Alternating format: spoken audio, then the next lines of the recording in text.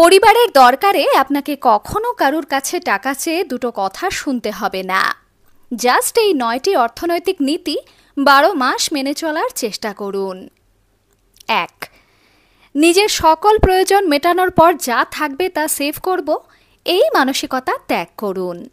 আপনার ইনকাম যাই হোক না কেন, সঞ্চয় বাবদে একটা নির্দিষ্ট অ্যামাউন্ট প্রতি মাসে আলাদা করে রাখুন। ২.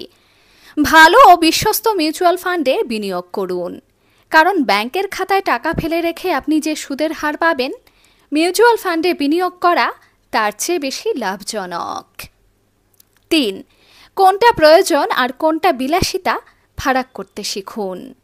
বিলাসিতার পেছনে অহেতুক টাকা ঢালবেন না।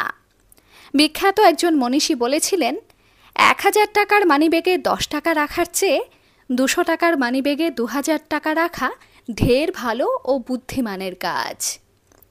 ৪. আয় বুঝে ব্যয় করতে হয়, সেটা পরিবারের সবাইকে বোঝান। আপনার ব্যয় যদি আয়ের তুলনায় বেশি হয়, তাহলে আপনি জীবনেও মাথা তুলে দাঁড়াতে পারবেন না। আর্থিক সংকট লেগেই থাকবে। ৫. দোকান বাকি রাখার অভ্যেস ত্যাগ করুন। এতে দরকারের চেয়ে বেশি খরচা হয় এবং নগদ টাকা দিতে হয় না বলে চোখের ক্ষুধায় জিনিস কেনার প্রবণতা আমাদের বেড়ে যায়। ৬.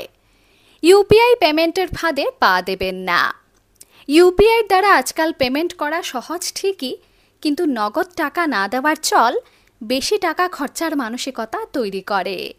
কারণ নগদ টাকা খরচা করলে খরচাগুলো তখন চোখে পড়ে। ৭. যেখান থেকে ফেরত পাবেন না, সেখানে টাকা ধার দেওয়া থেকে বিরত থাকুন। মনে রাখবেন, আপনি যখন বিপদে পড়বেন, তখন সেই মানুষগুলোর কেউ আপনার পাশে এসে দাঁড়াবে না।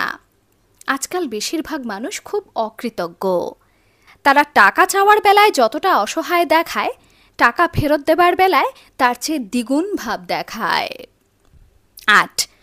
বাইরের খাওয়া দাওয়া কম করুন, কারণ বাইরের ময়দাযুক্ত ও রিউজড তেলে রান্না করা খাবার নিয়মিত খেলে শরীর স্বাস্থ্যের ঝুঁকি বাড়ে এবং তারপর চিকিৎসার পেছনে এক গাদা টাকা খরচা হয়।